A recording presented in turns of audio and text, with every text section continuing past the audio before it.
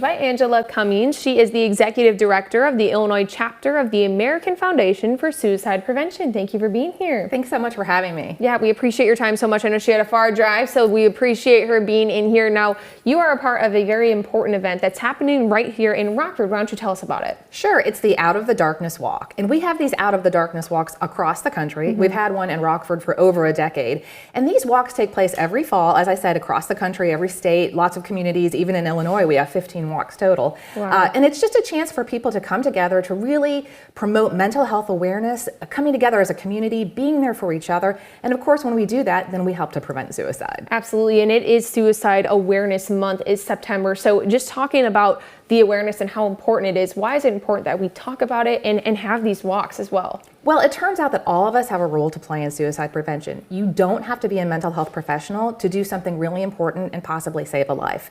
If we can all get educated about those risk factors that we may have, all of us have risk factors, and then those warning signs that people might be displaying when they're reaching a suicidal crisis moment, if we can learn about these things, then we can take a step in, start a conversation, and in that moment, help that person and save a life. Definitely. You mentioned some of those warning signs. Would you feel comfortable being able to share so people know what to look for? Absolutely. So warning signs are typically grouped into three main categories: talk, behavior, and mood.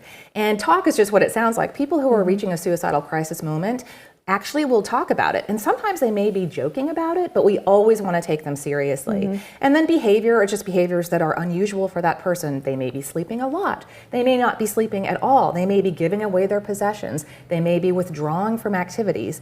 And then mood is a little more subtle. We all have our moods. You know, any day you could be in a good mood or a bad mood. In any given moment, that mood can fluctuate.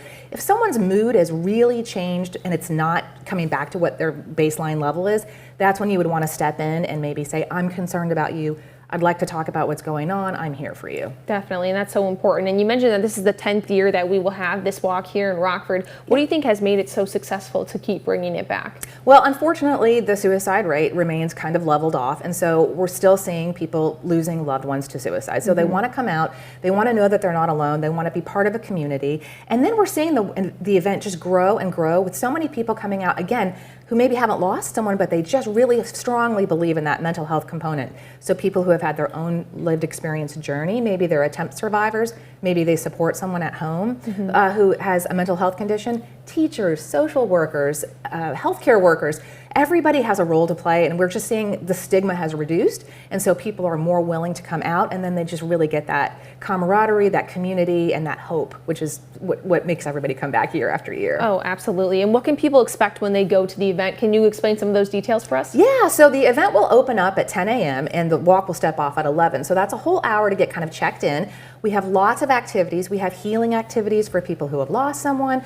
We have what we call our honor beads. It's our always the most popular part of the event. So the beads that people wear correspond to their connection to the cause. And so when you come to the event, for example, if you've had your own mental health challenge, you would put on the green beads and you can instantly look around the site and know someone else is wearing those green beads. They understand the journey. And it's like an instant connection to people at the event. And people will just go up and give people hugs that they've never met before. It's just lovely, a lovely event. So we'll have snacks, we'll have some merchandise. Just a great day to come out. Things to look forward to and to make an impact as well. Well, we appreciate it, Angela. Thank you so much for coming in. There's that information right there. Sunday, October 5th at 11 will be our event. You can find out more information on our website, mystateline.com.